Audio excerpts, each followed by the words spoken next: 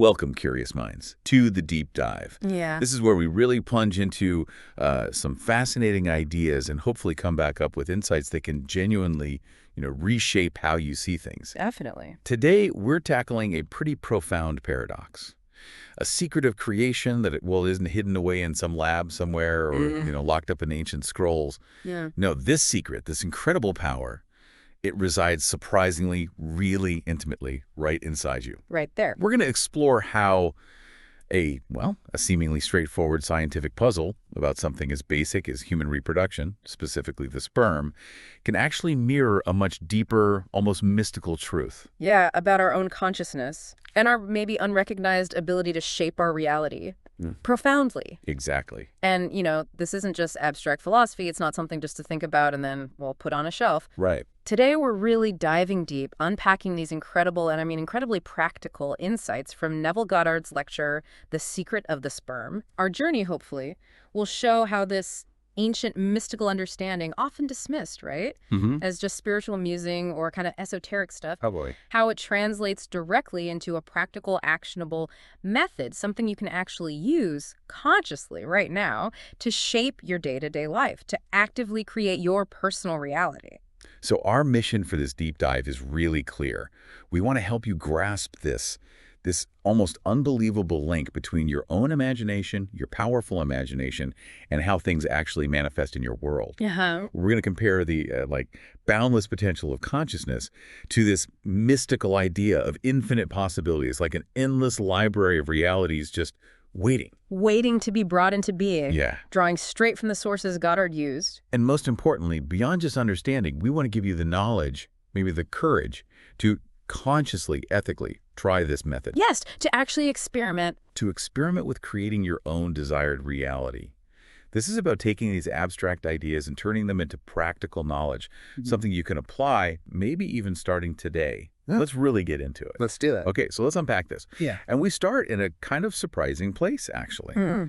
Our journey into this whole secret of creation thing, it begins with this really compelling story, an anecdote pulled right from a Los Angeles Times article that Neville Goddard himself talked about. It apparently really sparked his thinking. Where's this article? Yeah. So picture this. Hundreds of scientists, like the best minds, all gathered in Montreal.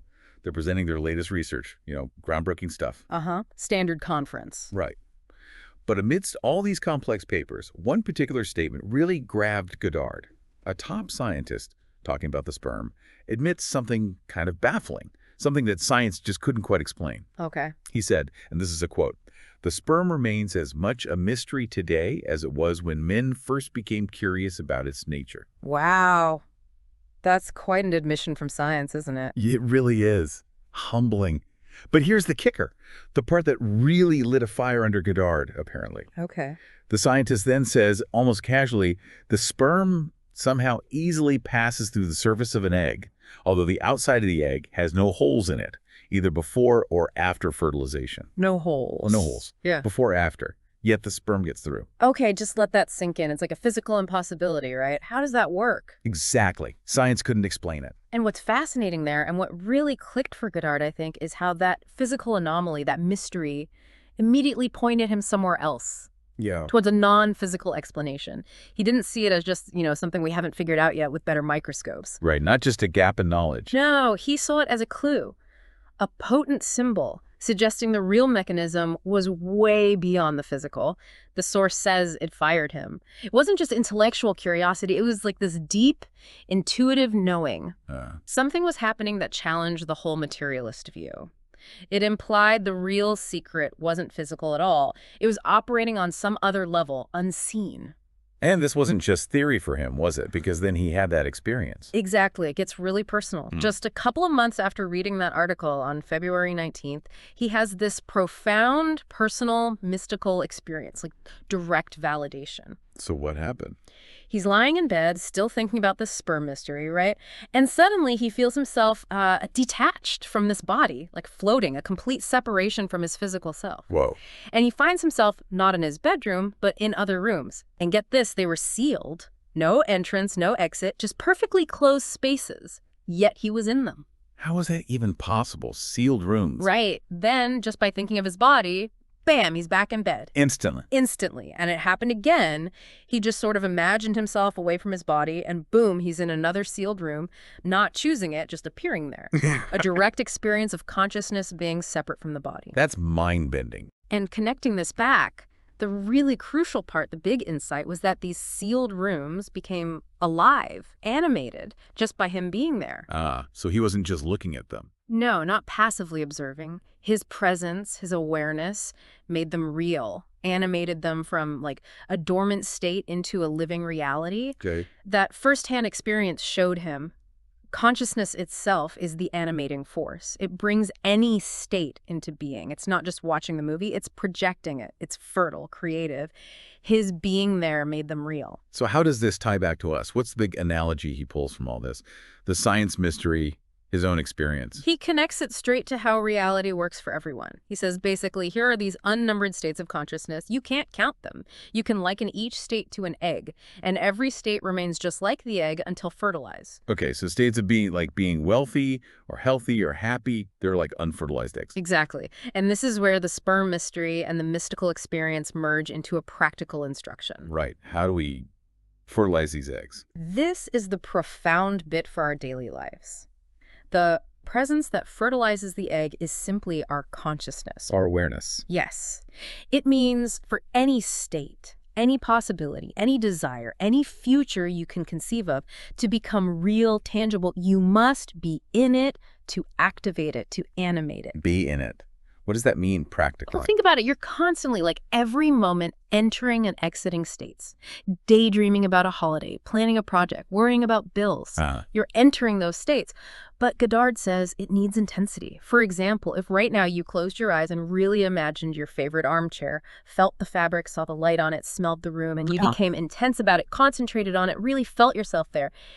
In that moment, Goddard says, you are truly where you are imagining yourself to be. Not just thinking about it, but being there in imagination. Exactly. That's the core principle. For man being all imagination, he must be where he is in imagination.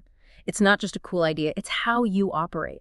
That act of occupying the imagined state, that's the fertilization. That's the secret of the sperm, applied to consciousness. Precisely. It's the conscious use of the I am within you. When you say, I am that state, and feel it, you're activating the divine creative power. And when you do that, when you really feel yourself in that state, you've essentially fertilized it. You've started making it real. That's the idea. Goddard explains you don't even need to figure out the how. The external world just sort of rearranges itself. How does that work? He uses the simple example of imagining yourself in your living room.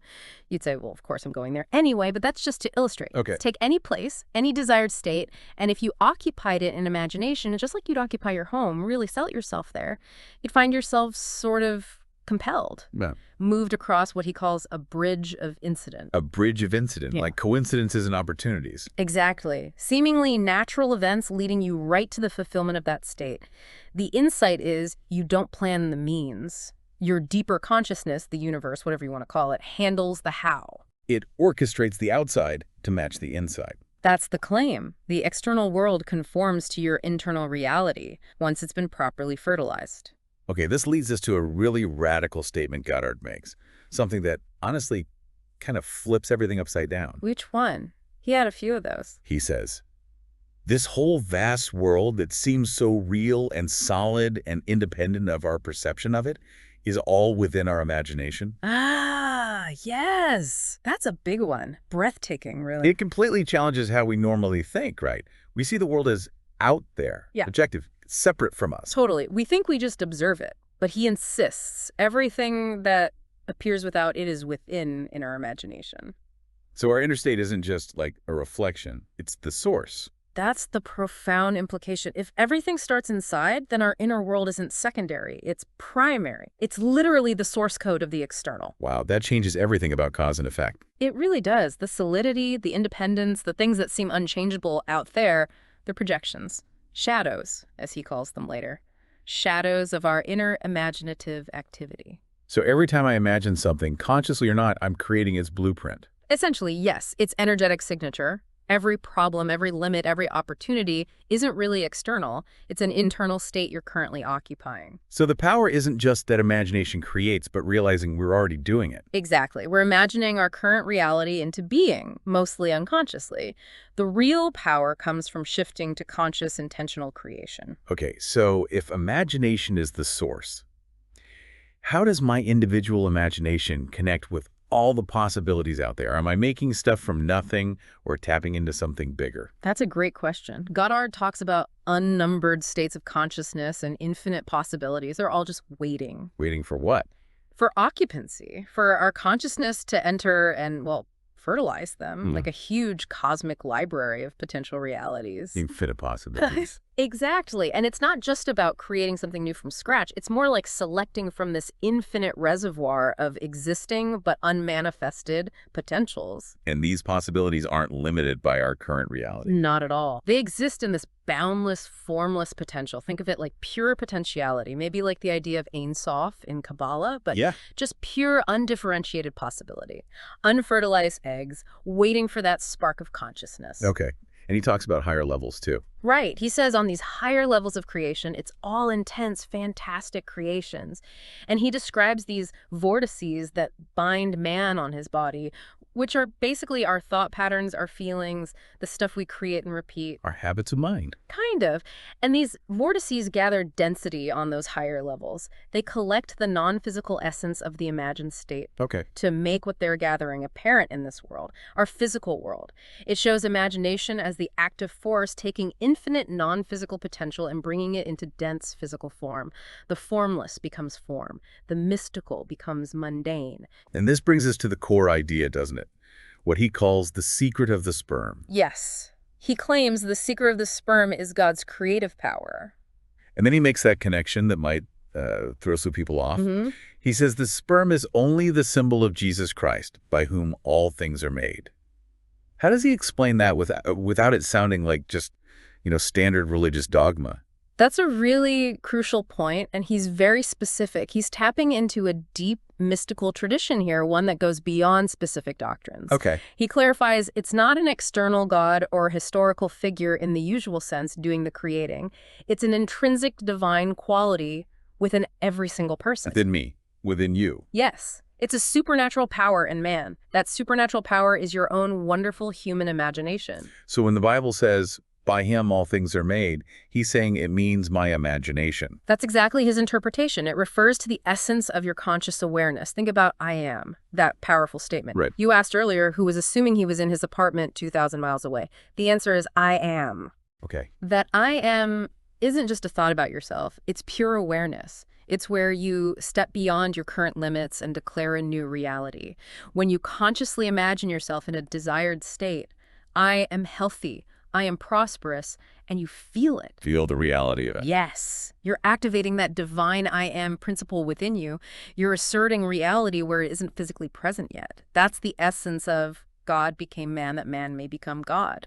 Realizing the divine creative power within you expressed through your imagination. Your inherent divinity actualizing itself. Precisely. The feeling of I am, that state, that's the fertilization. It's the operational principle. Wow. Okay, but this power, this law, it comes with a pretty serious warning, doesn't it? Straight from Goddard. It does, a critical one. He says the law works even. Well, even if your intentions aren't great. When one wants one thing above all things in this world and they're willing to sacrifice their moral, ethical code, in fact, every code, it also works. So the law itself is neutral, like gravity. It doesn't care if you're good or bad. Exactly. It's unconditional. Yeah. It responds mechanistically to the intensity of your imagining, regardless of ethics. That's kind of scary, actually. It is sobering. And he illustrates it with this really poignant story about a friend in New York. The one from the Addams family. That's the one. From this prestigious lineage, but apparently as poor as a church mouse. Her one consuming desire, money.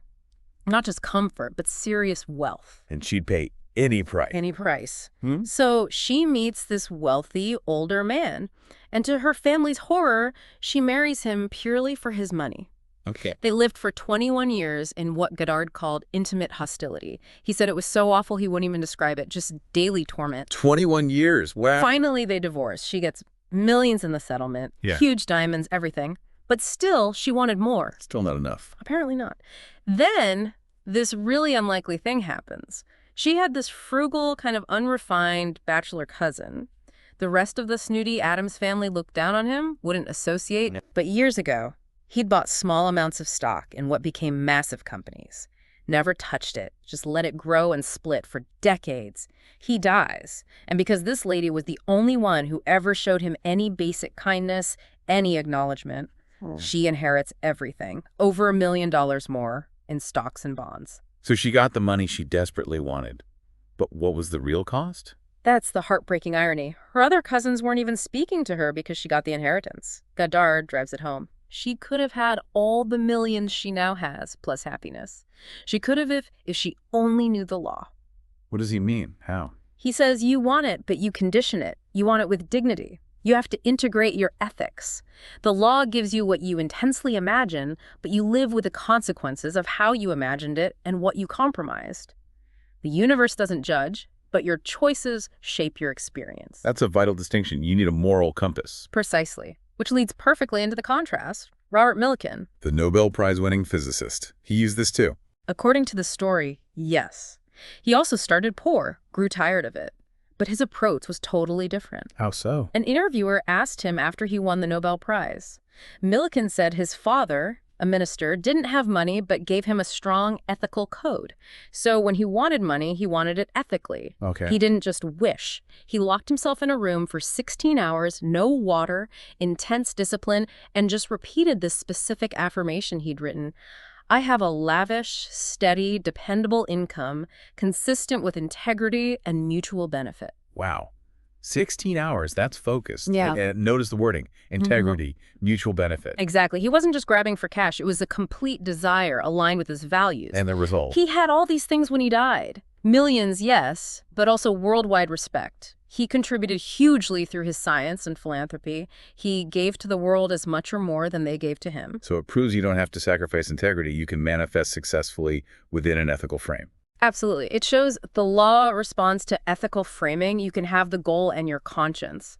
It's about choosing the right way to imagine. Okay, let's talk about a common mistake Goddard points out. Something he calls perpetual construction, deferred occupancy. Yes. The classic trap. We know what we want, we think about it, maybe visualize it, but then we leave it out there and hope that the passing of time will make it. Like building a dream house mentally, but never moving in. And that just doesn't cut it, does it? Because the core mechanism, the fertilization, is occupancy. Right.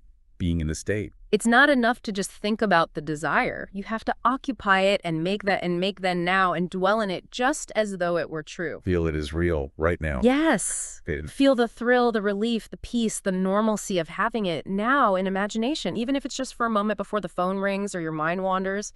If you truly entered and occupied that state, You fertilized it. you fertilized it. You planted the seed. And fulfillment will come because I fertilized it. Maybe not instantly, maybe not tomorrow, but it will come. For it is sure and it will not be late. So there's a timing element. Every egg has its own appointed hour. Yes, exactly. You don't need to chase it anxiously. You live in the knowing that the seed is planted and the harvest is inevitable. Trust the process, like a gardener. Okay, let's ground this with Goddard's own personal proof.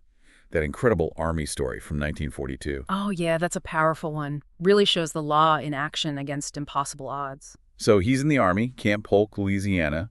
Directive comes down. Anyone over 38 can get discharged if their commander approves. Crucial if. Right. And if the commander says no, no appeal. Game over. Tough spot. Goddard's 38, eligible. But his commander, this Colonel Theodore Bilbo, disapproves his application flat out. Signed, sealed, delivered. Seems totally impossible. Looks like a dead end, right? No way out. Exactly. But that very night, what does Neville do? He meticulously applies the law. He lies down, not just hoping, but assuming he's already sleeping back in his apartment in New York City. 2,000 miles away. Yeah. And not just there, but specifically honorably discharged and a civilian. He doesn't imagine the journey, just being there on his bed, feeling his sheets, feeling the relief, the freedom. Occupying the state of the wish fulfilled. Precisely. Then, around 4 a.m., he has this vivid inner vision. Sees his application paper, stamped disapproved, Then a hand appears with a pen. A hand. Yeah. And a voice says, "That which I have done, do nothing." Then the hand scratches out disapproved and writes approved in bold script. Then he wakes up. Wow.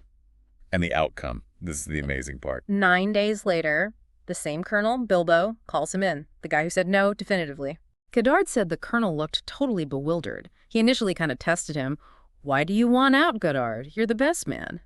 Then just shakes his head and says something like, "Neville, you're the only one I approved today. I don't know why, but I feel compelled. Make out another application. You're out by tonight." Just like that, after saying no appeal. Just like that. Honorably discharged that day. His physical body was in Louisiana, but as he said, the reality of me was in that apartment in New York City.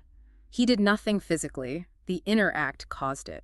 Incredible. It really drives home that external circumstances don't matter as much as the internal state. Exactly. Your consciousness, your imagination is the true reality. The physical world just catches up. It confirms the spiritual, the imaginative, directly impacts the mundane. And this power isn't just for personal gain, right? Yeah. He's just using it for others. Yes, a really beautiful altruistic application. He says, try it today with a friend in need, someone who has no job or needs more income, or perhaps is struggling with their health. Helping someone else through your own imagination. It's a wonderful expression of this power. And the key instruction is, you need not tell him that you've done it. Why not? Because the creative act is internal. You imagine hearing them tell you their good news, see them healthy, feel the joy of their wish fulfilled. You immerse yourself in their success. Then leave him alone and have the satisfaction of seeing it happen. So you don't need their validation or even their knowledge. Nope. Your imaginative act is sufficient. It sets things in motion for them. It shows the selfless side, using your consciousness as a benevolent force. This incredible power, though, it definitely comes with responsibility. Goddard warns about being extremely selective, even with idle thoughts. He does. Today, start controlling your imagination and do not entertain even the idle thought because no one sees it. That implies our inner world has far more weight than we think. Our thoughts aren't just private noise. They're creative acts. That's the profound insight. He connects it to Ezekiel 8, where the elders are doing secret stuff in their chamber of imagery thinking nobody sees. Right. The Lord has turned from us. But God clarifies. There's no Lord on the outside looking. You know what you're doing. That's the Lord seeing. You and you're one. So I am the Lord in my own chamber of imagery. That's the idea. Every thought, every fleeting image, good, bad, indifferent, it's a creative act. You are the creative power. God became man, that man may become God. Your imagination is God in action within you. Every inner assumption builds your reality. Okay, so if imagination is this divine power, how do we, exercise it? Yeah. Really feel its power beyond just understanding. He mentions that technique from Abdullah. Ah, yes, Abdullah's technique. A practical test for sensory verification. What's involved? You sit physically in one place. Then, in imagination, you completely transport yourself to another distinct place. Build it vividly, feel the air, the seat texture, sounds, smells, like you physically walked in there. Total immersion. Total immersion. Hold that feeling of being physically present in the other location with conviction. Then, while holding that intense imagined sensation, you physically open your eyes back in the room where your body is. And what happens? Goddard says there's a shock, a jolt. If you open your eyes while still feeling you're in the other place, that internal reality clashes with your physical senses. If you imagine being in the same room, no shock. So the shock proves the imaginative reality was real. Exactly. It's proof your imaginative act created a true internal reality, distinct from your physical surroundings. This is how you exercise this talent, he says. It builds your imaginative muscle, the mundane application of the mystical. And there's another technique, right? More energetic, involving breathing. Yes, a very personal one for activating a state and releasing its energy. You hold a scene like friends celebrating your wish fulfilled for them in your mind's eye. But you don't just see it, you enter it, feel the emotions, hear the voices, experience the joy. And as you do, you consciously build a thrill, this vibrant excitement, using deep, rhythmic breathing. Building intensity. Right up to a peak, a crescendo of feeling. Then at the climax, with one deep inhalation, your whole body explodes. Something goes out. Like in the scripture, who has touched me, for I perceive virtue has gone out of me. Virtue, like creative energy. Exactly. An internal release, a discharge of the imaginative act. It signifies completion. The power has gone out from you, the creator, to manifest. Okay, this next one is really wild. It challenges our whole concept of time. Revising the past. How does that even work? It's probably one of the most mind-bending but also liberating applications. He tells that story about his friend and the near-miss car accident on Sunset Boulevard. Right, the girl backing out too fast. Yeah, nearly hit him square on. He's in the street, excruciating pain, thinking concussion, needs a doctor. Then it hits him. No, I'll revise it. He realized the event was still an experience in his consciousness. Exactly. So he goes home, lies down, relaxes, replays the scene vividly in his mind, but changes the script. Instead of getting hit, he imagines cautioning her gently. And in his imagination. She thanks him. He walks on, pleasant walk like nothing happened. And the physical result. This is the unbelievable part. 20 minutes later, there wasn't a bruise on him. Not one sign of the accident. It hadn't happened. Wait, it hadn't happened. But he remembered it. He remembered the original event, the fear, the pain, but in his personal reality, he rubbed it out, he revised it. It implies the past isn't fixed, but mutable through our present consciousness. That is huge. Okay, so with all this power, this manifesting ability, people must wonder, can I use this for spiritual growth? To speed up enlightenment or something? That's a really important question, and Goddard is very clear. The law, imagination, creating reality, cannot in any way hasten your spiritual growth. Really? When as true spiritual maturity, realizing your divine nature is a gradual state from a God of tradition to a God of experience. It unfolds naturally in its own time. You can't force it with techniques or willpower. So there's a difference between the law and spiritual awakening. Yes, he distinguishes the law and the promise. The law is a tool given to help us cushion the blows, manifest desires, navigate life more gracefully while we await the ultimate promise of the Father, which is God revealing himself as you. So don't try to use the law to force spiritual insights or chase extra sensory perception. He warns against learned ignorance, seeking answers outside yourself. The law helps master the physical. This spiritual journey is an inner, organic unfolding. Okay, wow.